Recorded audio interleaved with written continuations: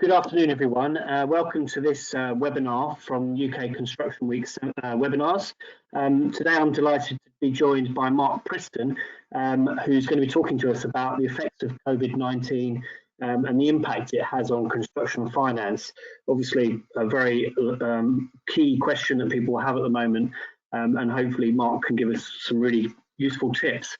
Marc's a qualified chartered quality surveyor, managing director of Vertice Development Management, a firm of quality surveyors and project managers that specialise in dispute resolution.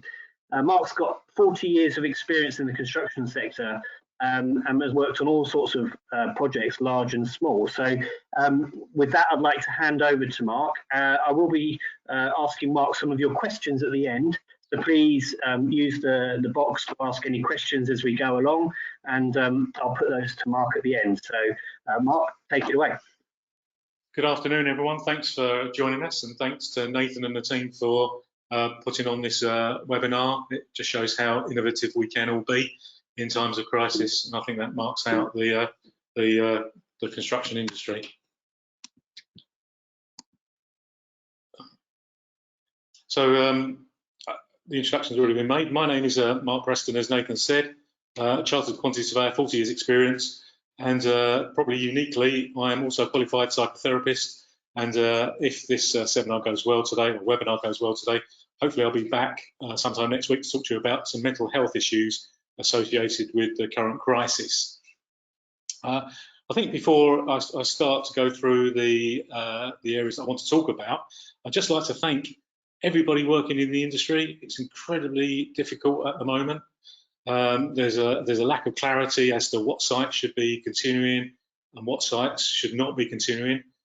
But you only have to look at the Nightingale Hospital construction at Excel to realise how important part we play in society, and the guys and girls down there that have put that hospital together in such a short space of time from our industry should be properly appreciated for the efforts that they've made. And also in my house, as I'm speaking to you, my heating's been broken down for 3 days, and I realise how important it is, those workmen and tradesmen that can come in and deal with people in vulnerable positions to use their skill and expertise to put things back together again. So a big shout out and a big thank you to those people, our colleagues in the industry. What I'm going to talk to you about today is general common sense approaches in dealing with the situation in which we find ourselves. Some of this is a bit dry, but it's very necessary, and I'll talk you through why. So we need to think about and deal with dealing with payments, avoiding repudiation of the contract. I'll explain what it is when we get to that part. Dealing with extensions of time, entitlements for loss and expense, our entitlements that may exist to terminate employment under the contract, and dealing with warranty providers and building control and the like, and then dealing finally with funders and insurers. So, common sense. Keep calm. We're in an obviously awful situation. There's anxiety, there's stress all the way around. It's very easy to overreact and make knee-jerk decisions and reactions. But if you can, take a deep breath, think about the situation you're in, keep calm, and that calmness will transmit itself to your colleagues and your clients and all around you. Keep up really good communications up and downstream and involve everybody. Gather consensus of opinion. I always recommend making decisions. It's much easier at the end of the day if we made a decision rather than just get caught in the headlights and not make any decisions at all. If you make a decision and it needs tweaking, you can do that. It's not irrevocable, but try if you can to make decisions. And keep good records, photos, quality records, program records, and I've already had a question about that, and we'll come back to that at the end. And record all agreements made. Now, you can say, well, why go on now with this webinar? Because Marc, you've told us everything we need to know. And I do believe that is a good foundation for starting. But for most of us, we are in a contractual situation. And whilst there's a sense of camaraderie, a sense of harmony, we still need to look after ourselves. We've still got a contract that we need to adhere to. And when we come out the other end, sadly, not everyone that we're dealing with now will be the people we're dealing with in the future, particularly if there's insolvencies, and the government and other agencies may try and recover any losses that they've made during this unprecedented time. And if the contract has not been operated in the way that it needs to be operated, there's a risk that somehow we might sort of muddle our way through to the end, only to be tripped up afterwards for the lack of just a few simple letters that we need to write at the right time. And I'm going to take you through those, and then I'll take any questions in relation to those at the end. So I think that the most important thing to do is to avoid repudiation. There's a lot of people that I'm sure we all know in the industry that are quite knee-jerk, and they can sort of come out with some classics. And it's really, really important at this time that, going back to what I said at the outset, that we keep a calm head. So saying things like, sod the contract, I'm off, I'm leaving, find some other mug to carry this out, or sort out your own problems, can be construed as a repudiation of contract. As you know, if you're an employer, a developer, and you say, just give me the keys and leave, you're always useless, my mate will do a better job than you on the way out, and you leave your coronavirus mask. Again, they're things that could be construed as repudiation. So what does repudiation mean? It means that you convinced or evinced somebody that you're unwilling to carry out the terms of the contract, unwilling to adhere to the terms of the contract. And if someone accepts that, you could find yourself on the wrong end of the claim for breach of contract and having to pay lots of damages. So it's really, really important that you don't give someone the opportunity to say that. So even in good times, the whole of last year, I was facing people who'd been advised by solicitors that my client had repudiated on the contract by saying terms that I've just listed in those bubbles, or something very similar to that. So, please do not say something that you'll regret later, and the next time you hear it, it's on a letter coming back to you from a solicitor or a quantity surveyor, and you find yourself in loads and loads of trouble. The second point I'd like to make is that we still need to issue payment and pay less notices, even if there is no money to pay. And that applies Covid or no Covid. Most people will be aware there's a very draconian legal precedent that's now been set up, such that if you are taken to adjudication on a non-issue of a payment or pay less notice, you are faced with having to pay an application for payment in default, regardless of its merit. And the only way you can get your money back is through further adjudication on the true value. But that cannot take place, as the law stands at the moment, without paying the application in the first instance.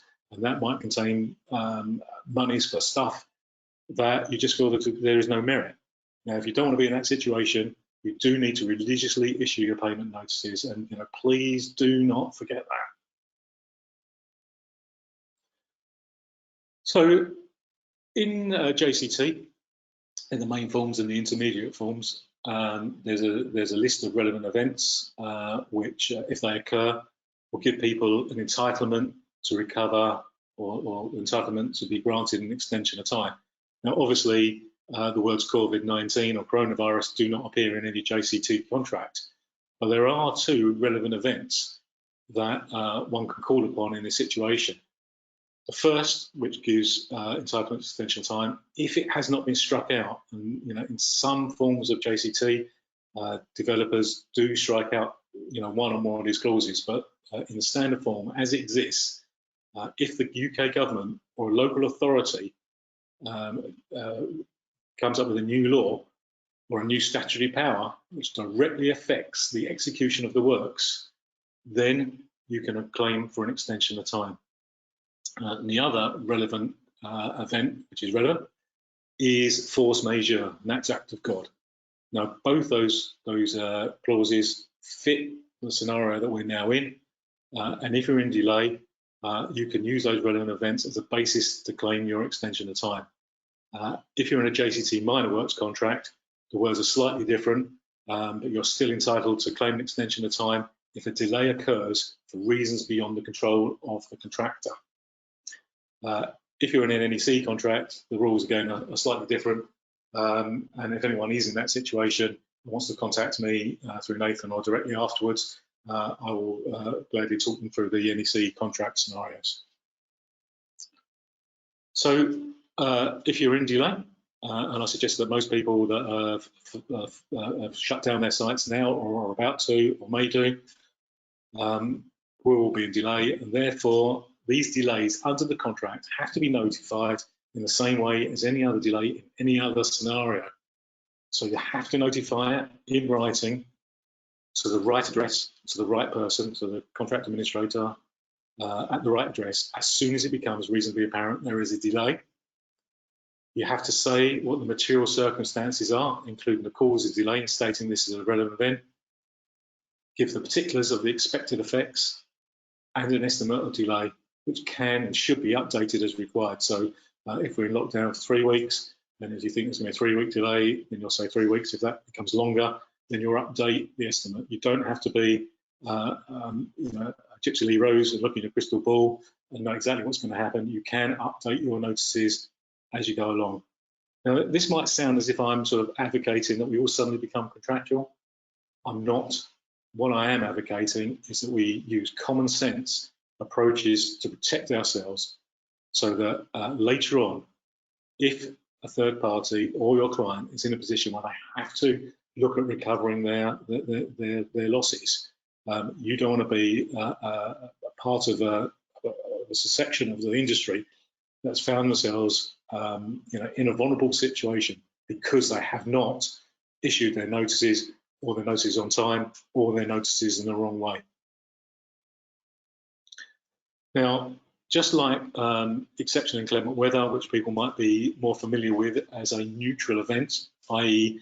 an event that occurs through no fault of anybody, there's no entitlement automatically to loss and expense. In fact, there's no entitlement at all to loss and expense. And the quid pro quo is that the main contractor or the developer or the employer cannot levy liquidated damages for the delay. So it's a neutral event, both parties to the contract, in effect, bearing their own costs.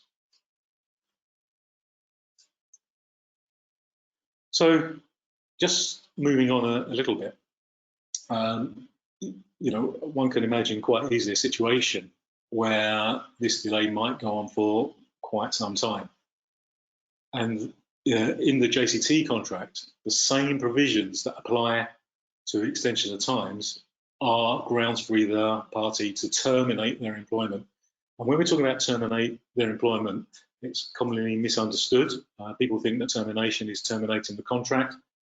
That's not the case. So the contract remains, the contract terms remain, but the employment under the contract fall away. So there is no longer an obligation to complete the works. Now you can implement the termination clauses if the works are suspended for longer than the period stated in the particulars, which in the standard unamended JCT contract is 2 months, and it has to be a continuous period. Now there are obviously potential circumstances where there could be a repeat of this sort of lockdown. I've heard commentators say that we might have a repeat of this for the next 6 months. I hope that is not the case, but it is possible. So the word continuous is quite important in that context, and that we need to look at it again together if there are repeat incidents and what the contract says in respect to that. So if you feel that you need to terminate the contract, you need to give notice in writing of an intention to terminate the contract within 7 days, and then a second notice after that second day, that 7 days has elapsed, of actual termination. And that is important. So what happens then if you do suspend? What are the consequences of that? Well, the first is there's no further payments due. So until the final account is sorted out. So that's something for both parties to consider prior to actioning any termination provisions. The contractor can remove all his stuff on site, that's his plant, his equipment, his welfare facilities, and including site materials. So developers, employers might want to consider, if that happens, paying for the site materials so that it is left on site. The contractor is obliged to provide the drawings that they've done, say under a design and build contract, any O&M manuals, anything related to the health and safety and operation of that site. And then within a specified period, which is, I think, 2 months under the JCT contract, they have to issue their final account, which interestingly can include direct loss and expense caused to the contractor by the termination event, which is slightly different from the extension of time scenario. Now, the other thing we might all be facing is termination through insolvency. So if either party becomes insolvent, the employment of the contractor also ends. Now, because there's two scenarios, one is the contractor going insolvent, and the other is that the employer might go insolvent. There's different outcomes, there's slightly different processes. So I advise, if you're facing that, to take advice on the next steps, and then we can look at what situation is you're in and what we need to do. In situations where there is insolvency, if you have entered into a warranty with a funder, the periods for notices might be longer. And that is because funders usually want a slightly longer period to decide whether they're going to step in to the shoes of an employer and finish off the contract. So on top of the notices that I've already suggested that you issue, you need to check your funder's warranties to see if there is a second set of notices that you need to be looking at, and if there's any terms within those warranties that prevent you terminating at the earliest opportunity, if that's the decision you've made. Whether it's the employer or a contractor or a subcontractor that's gone into liquidation, you will need to register as a creditor. And if you're a contractor and the employer's gone into liquidation, don't forget to notify your subcontractors, because their employment will cease as well, and you'll need to deal with them in a proper and appropriate way. So that's a whistle-stop tour of the contract. I hope I haven't run on too fast, but there are other parties that are involved in most construction projects. First is the insurers. If you're going to leave a site, don't forget to make sure they're aware of any material changes in circumstances, agree any site security measures. Again, you don't want to find yourself uninsured if, God forbid, there was a fire or a break-in or anything that impacts on the integrity of that site, purely because you've forgotten to tell the insurers, people say it's obvious, but you still need to do it, that the site has closed up and is not being resourced or staffed. If time permits, we need to consider the role of builder control and 10-year warranty providers. Again, this just might be impossible, but if it is possible, agree measures to prevent works deteriorating. If elements that are left exposed, half-built, that are not designed to take the weather, they may deteriorate. And unfortunately, most sites that are open in any way will find themselves as a haven for pigeons. And when you go back on site, there is likely to be an excess of pigeon guano, pigeon poop, on the site, and it will need to be cleaned. So if there's a way of securing windows and openings, that is highly recommended. And certainly when you look at your risk assessments when restarting, you will need to have a look at the integrity of the materials to make sure that they're safe, and also look at our health and safety issues relating to infestations of one sort or another. If we go through the summer, it's not impossible that we might get wasps or bees nests or a whole range of wildlife find their way onto sites. Funders, keep an open dialogue. be aware of different or separate notice requirements, as already discussed, and your bank, keep an open dialogue with them and listen and enact any requirements that they may have. Right, I've lost track of how long I'm speaking for, which I apologise for. I put this together really fast, but I do want to put that symbol of hope up on the screen. I do believe we will all come out of this well. Hopefully there'll be some changes to the better, and I wish everyone to be safe and be well. That's me. I will hand back to Nathan. Nathan, are you there? I am indeed, yeah. Okay, thanks very much, Mark. That was really insightful, and I guess, you know, a lot of people will be thinking about many of those topics and have many questions, which hopefully you've been able to answer some of those. If people want to ask questions now, that's great. I've got a couple to ask already. And then obviously Mark will take questions afterwards as well. We're going to share this video to you all as well, so you can re-watch it if there's anything you didn't catch. So I just wanted to ask the first question that came through, which was, cause and effect analysis can be extremely complicated. There will be likely lots of arguments in the coming months concerning the various scenarios.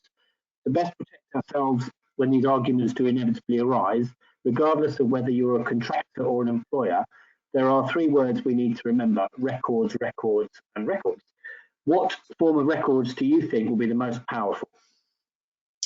I totally agree with that.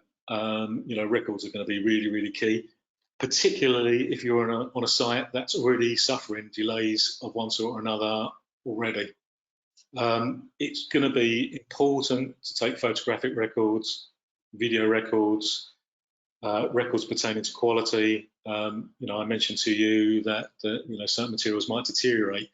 Now that's an unusual feature, because on a job that, you know, is in delay, it will still sort of be progressing in one way or another, and you certainly won't get that as a problem. But if you've got, say, exposed plywood, you know, and it's subject to rain and people, birds pecking in it and all the rest of it, or half completed work, you will need to have really good quality records, because, you know, when the work goes back, and if something needs rectifying and that causes further delay, that could be an issue. Drop-down programs, minutes and meetings, always really important. Records of conversations that you need to keep. You know, if they're without prejudice conversations, mark them without prejudice. And you know, the list goes on, but they probably are the key ones. You know, and making sure that you've got good photographs and good videos. Now, if sites are shut down at short notice, you know, it may not be possible to take all of those. But as soon as we're able to get back on site, then obviously nothing's changed in the interim, so there's no need to sort of do anything impetuous. Nothing would have changed apart from possible deterioration. But if you can take a few photos before you leave, before you shut up and make the site secure, that'd be great. Okay, cool.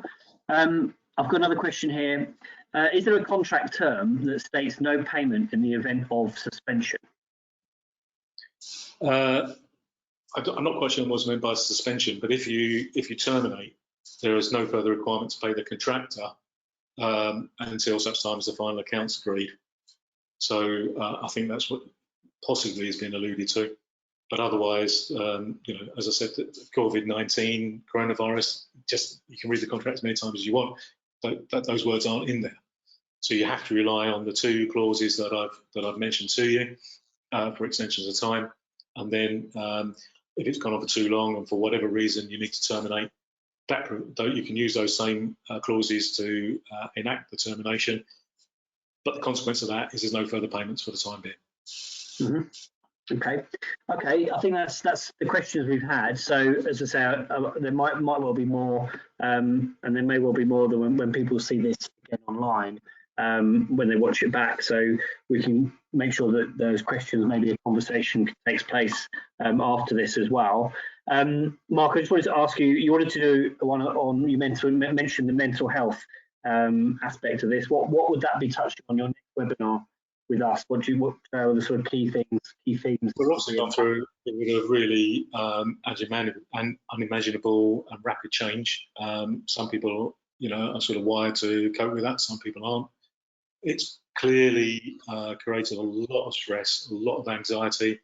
People are anxious for their living, their livelihood, their families, and that is bound to have a massive effect on people's mental health. People can be worried about the future, the uncertainties that will bring.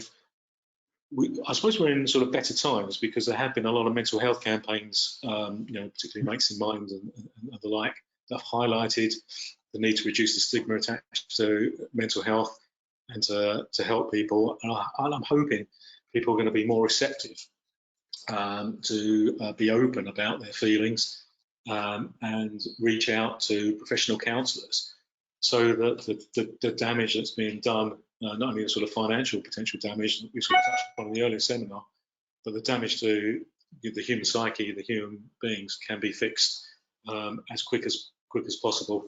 And if they can allow me back, I'll touch on that probably sometime next week. Brilliant. Okay.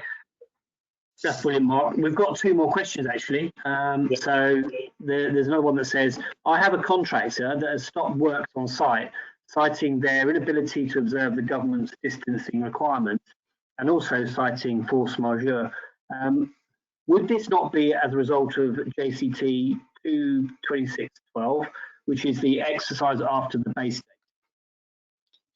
So they've cited the 2 clauses, the 2 relevant events that I've mentioned, but they've applied it in the wrong way. So what they've done is they said, I'm not sure what they've said, but they might be saying they need an extension of time. But if they've tried to terminate, they've terminated a little bit earlier, save only that if the government has said, that we must be social distancing, that isn't a site that is critical and should be worked on, and therefore it's come to an end,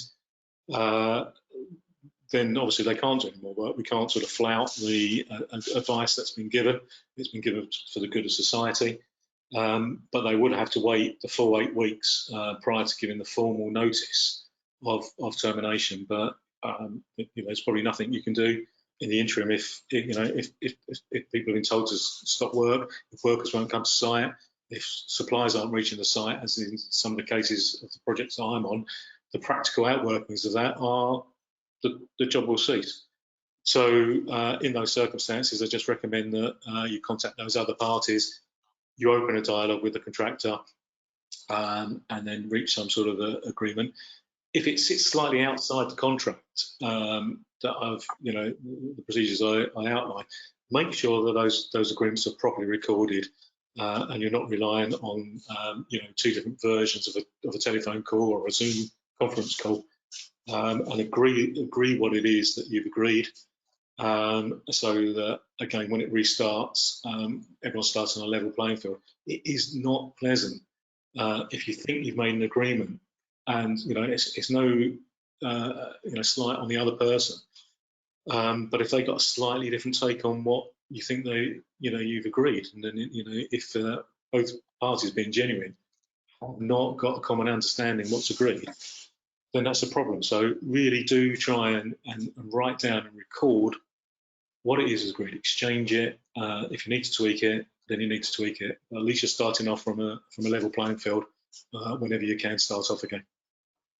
Okay, great. And then thank you, Mark. The next one, if your project contract PC date is coming up and the contractor is still not able to work on site, but has already submitted an EOT without a specified delay period, do we still issue a certification of non-completion? Probably yes. You would need to do that. But again, this is where you get the open dialogue. You don't want to tip someone over the edge by taking damages unnecessarily. So work with the people that you're working with. Get the paperwork squared. It may well be that some of this will be insurable under sort of business interruption. I don't really know. I'm sort of not offering that as advice, but I am offering as advice that you find out whether you are covered. And again, if you are going to make any insurance claims, it's important that you have followed the proper processes.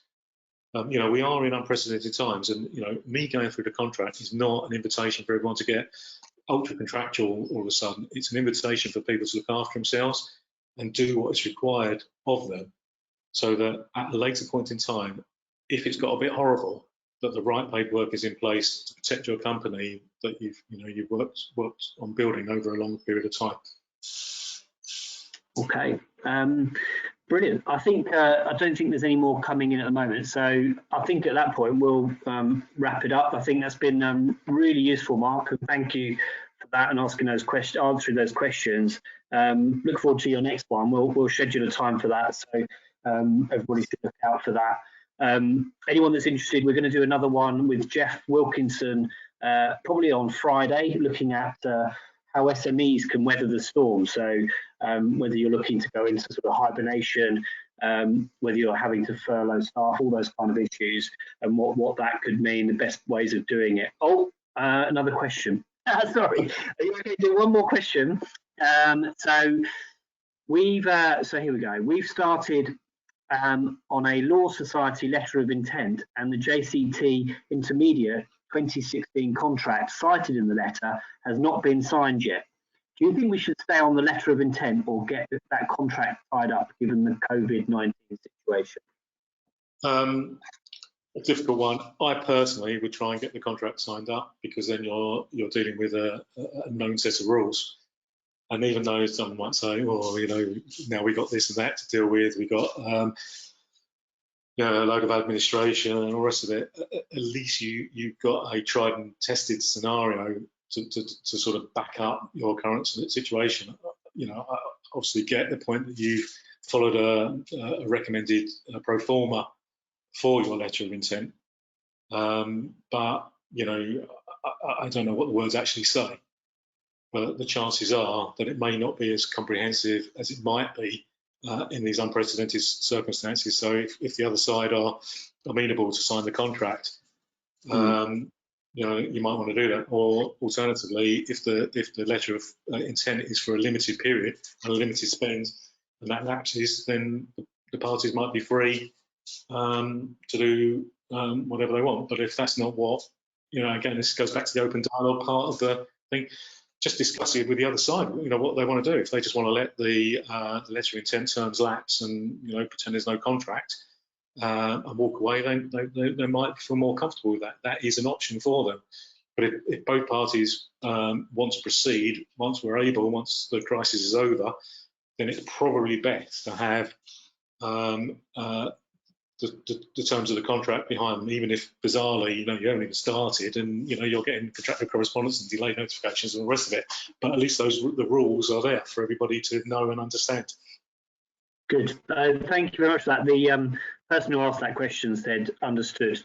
I believe both parties would be willing to sign. So thank you for your views on that. So brilliant. Okay, well, I think that's been really useful. It might be, Mark, given that there seems to be a lot of questions around this, and it might be good to do another one, because I think there'll be a lot more people that maybe sign up to another one, or some of these people might want to tell us if there are other questions that they've got. Perhaps we might be able to do another one in the next few weeks, seeing as we're probably going to be around for a while.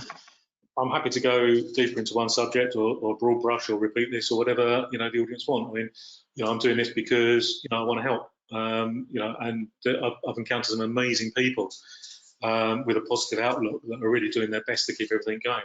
These seminars put on by Nathan are part of that move. To keep everyone coherent. To cut down the sort of unknowns and just help people through as best we can. Brilliant. Okay, thank you very much, Mark. And we'll look forward to seeing everyone at the next one. Right. Yeah, thank you very much. Bye. Cheers.